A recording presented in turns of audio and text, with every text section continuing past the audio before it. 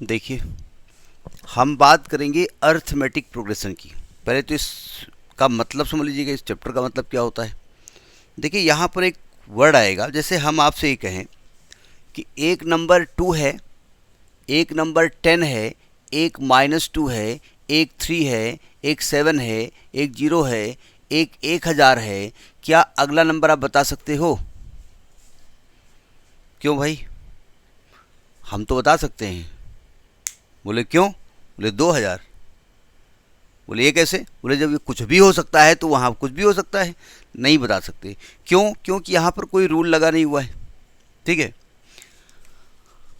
अगर हम आपसे कहें ये 2 है, ये 10 है, ये 15 है, ये 22 है, ये 70 है, ये 101 है, अगला नंबर बता सकते हो?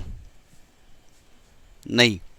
रूल तो लगा हुआ है कि नंबर्स इंक्रीजिंग ऑर्डर में हैं, लेकिन कोई ऐसा डेफिनेट नियम नहीं है कि भाई इसमें इससे अगला नंबर कैसे मिलेगा। एक जनरल टर्म हम इसमें फाइंड नहीं कर सकते। ठीक है। लेकिन अगर हम कहें ये 2 है, ये 4 है, ये 6 है, ये 8 है, ये 10 है, तो अगला टर्म बता सकते हो? 12 होगा। इसको सीक्वेंस कहते हैं। तो पहला एक वर्ड यहाँ पर आएगा, सीक्वेंस। ठीक है। सीक्वेंस का मतलब ये होता है कि अगर नंबर्स किसी नियत ऑर्डर में, क्रम में लिखे हों, सीक्वेंस हिंदी भी लिखते जाए, थोड़ी सी अनुक्रम कहा जाता है इसको, अनुक्रम।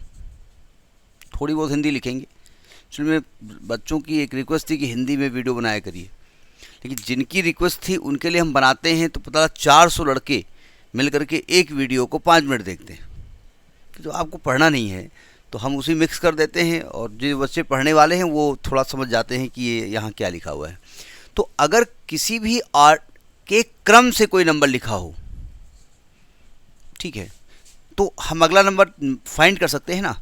या मान लिया हमने लिखा 2 दूनी 4 दूनी 8 दूनी 16 दूनी 32 दूना 64, हम अगला नंबर बता सकते हैं।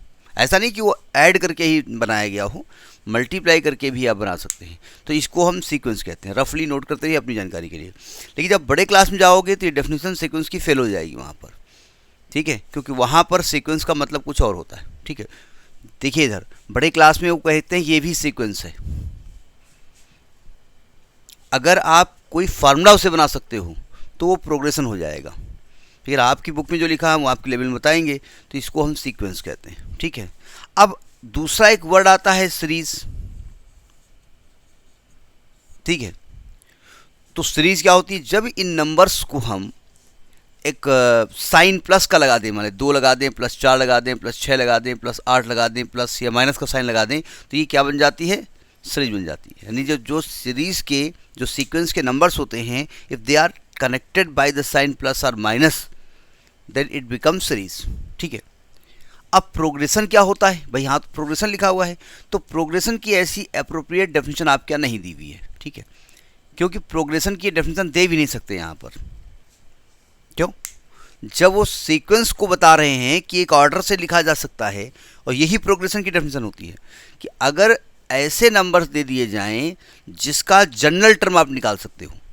जैसे मैं आपसे कहूँ ये 2 है, ये 4 है, ये 6 है, ये 8 है, ये 10 है, तो आप कहेंगे देखो भैया यहाँ पर एक नंबर n है, ठीक है, और उसमें जो है 2 जोड़ दिया गया है। हर नंबर में 2 जोड़ा गया है ना। जहाँ n ये आपका जनरल टर्म है n+2, तो जहाँ पर n जो है वो क्या है? नेचुरल नंबर है, और वो ग्रेटर आर इक्वल टू 2 है। नहीं, 0 से स्टार्ट होगा। n होल नंबर है। n क्या है? होल नंबर है। देखो जरा, n को आप लिखो 2, तो 0 0 + 2 2 आएगा। नहीं सॉरी, ये रूल नहीं लग पा रहा है। n+2 2 4, ये रूल नहीं लगेगा। अगर किसी, अभी हम आगे बताएंगे, तो अगर कोई रूल इसमें बना सकते हो आप, तो उससे प्रोग्रेशन कहते हैं। ठीक है। मतलब सीक्वेंस में आपने देखा कि भाई जो आपकी बुक में लिखा हुआ है, बड़े क्लास में, मतलब मैं ग्रेजुएशन की बात कर रहा हूँ। ठीक है। अब हम वहाँ पढ़ाना शुरू कर देंगे तो ग्रेजुएशन में ये है, देखो, तो वो ठीक नहीं है।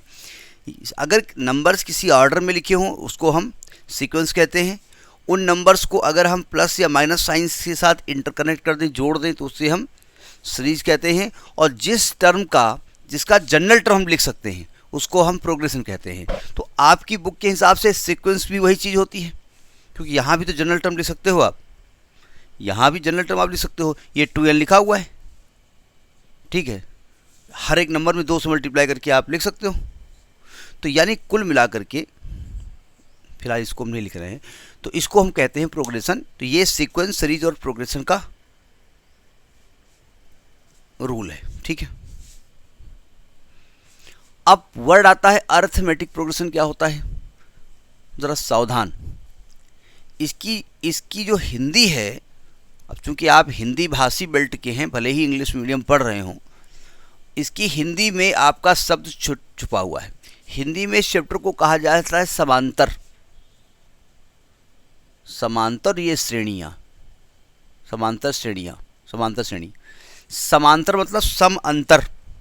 सम अंतर का मतलब समान अंतर, मतलब नंबर्स के बीच में अगर डिफरेंस समान है, कॉमन डिफरेंस है, तो इस प्रकार की जो सीक्वेंस होगी उसको हम कहेंगे अर्थमेटिक प्रोग्रेशन।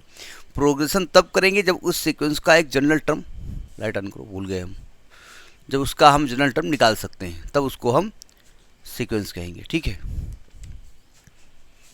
तब उसको प्रोग्रेशन कहेंगे। जैसे हमने कहा भाई एक नंबर ए है, इसमें कुछ ऐड कर दिया जाए, a प्लस डी ऐड कर दिया जाए, इसमें कुछ और ऐड कर दिया जाए, a प्लस डी और ऐड कर दिया जाए, एक डी और ऐड कर दिया जाए, एक डी और ऐड कर दिया जाए, तो ये जो बनी, अब देखिए अगर ध्यान से देखो, ये पहला टर्म है, बुक में स्मॉल a से डिनोट किया गया पहला, a1 a2 a3। अब चूँकि हम लोगों की लिखने की आदत है टर्म का मतलब t, तो हम t1 t2 लिखेंगे। तो पहला टर्म ये हो गया a, दूसरा टर्म हो गया आपका d, तीसरा हो गया a प्लस 2d, ये a प्लस डी हो गया, ये हो गया a प्लस 3d, ये हो गया पांचवा टर्म। तो अगर हम आपसे कहेंगे भाई सेकेंड टर्म और फर्स्ट टर्म क्या डिफरेंस है, तो आप कहेंगे d का डिफरेंस है, नहीं है। हम कहें थर्ड टर्म और फोर्थ टर्म में क्या डिफरेंस है, तो आप कहेंगे यहाँ भी d का डिफरेंस है। इसमें से इसको माइनस करके देखो, t2 minus t1, t3 minus t2, क्या लिख रहा हूँ मैं। अगर मैं आपसे कहूँ कि फोर्थ टर्म और थर्ड टर्म में क्या डिफरेंस है, तो डी का डिफरेंस है। तो इसका डिफरेंस, इसका डिफरेंस, इसका डिफरेंस, इसका डिफरेंस, यानी अंतर सेम है, इसलिए इसको सम अंतर कहा गया है, अर्थमेटिक प्रोग्रेशन कहा गया है, समांतर श्रेणी कहा गया। प्रोग्रेशन इसलिए कहा गया कि मैं इसमें बता सकता हूँ कि इसके 5,000वां टर्म क्या होगा। समझ में आई बात, ठीक है। तो सबसे पहले जो डी निकालने का तरीका होता है वो हमेशा इस फॉर्मूले से निकलता है, ये ध्यान रखिए। आप कहेंगे कैसे, आप देखिए हमने कहा 2, 4, 6, 8, 10, ये सीक्वेंस है कि नहीं है, आपने कहा है। अर्थमेटिक इसका डिफरेंस सबका सेम है कि नहीं है, हर दो नंबर सक्सेसिव नंबर, मतलब इसके बाद ये इस नंबर के बारे में बात करिए तो डिफरेंस सेम है, तो आप कहेंगे है, यानी ये अर्थमेटिक प्रोग्रेशन हुई जाकर के। इसका जनरल टर्म बना सकते हैं, नहीं बना सकते, आप बना सकते हो, अभी हम बाद में बात करेंगे। अब अगर हम कहें ये बताओ इसका अगर डिफरेंस सेम है, डी से लिखते हैं जिसको कॉमन डिफरेंस कहा जाता है।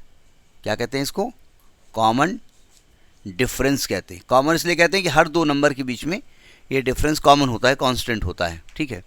तो अगर हम कहें बताइए इसमें डिफरेंस कितने का है, तो आप कहेंगे 2 का है, यही कहेंगे ना।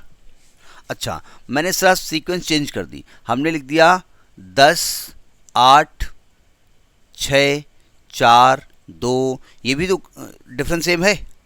अब डिफरेंस कितना है, अभी 2 का डिफरेंस है, यही गलती होगी जाकर के।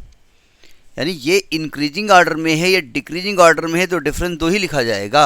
दोनों का मतलब क्या हुआ, तो डी निकालने का तरीका ये होता है कि भाई सेकेंड टर्म में फर्स्ट टर्म माइनस कर दो, वो आना चाहिए, इसमें से इसको माइनस करके निकालो, ठीक है। अब ऐसा भी नहीं कि भाई इसमें से इसको माइनस कर दिया, सब में लागू होना चाहिए, मतलब इसका डिफरेंस, इसका डिफरेंस, इसका डिफरेंस, ये सब बराबर होना चाहिए। मतलब T2 माइनस T1 निकालो या T3 माइनस T2 निकालो या T4 माइनस T3 निकालो, वैल्यू शुड बी सेम। अगर ये सेम है तो जैसे कोई क्वेश्चन आएगा, अब चूंकि आपके अर्थमेटिक प्रोग्रेशन ही सिलेबस में है तो आप पहचान गए। अब यहाँ तो अर्थमेटिक प्रोग्रेशन भी होगी, आगे चल के ज्योमेट्रिक प्रोग्रेशन भी होगी, हार्मोनिक प्रोग्रेशन भी होगी, मिसलेनियस भी होगी, तो चेक करना पड़ेगा ना। तो अगर नंबर्स का डिफरेंस सेम आएगा तो आप कहेंगे ये अर्थमेटिक प्रोग्रेशन है, ठीक है। लेकिन डिफरेंस निकालने के लिए पहली कंडीशन ये है कि आप ऐसे नहीं कहेंगे 10 2 है, आप क्या करेंगे, सेकेंड टर्म में से फर्स्ट टर्म माइनस करिए, 8 में से 10 माइनस करिए, क्या आएगा, -2, ठीक है। तो इसे रफली अपनी जानकारी के लिए नोट कर लीजिए, ठीक है।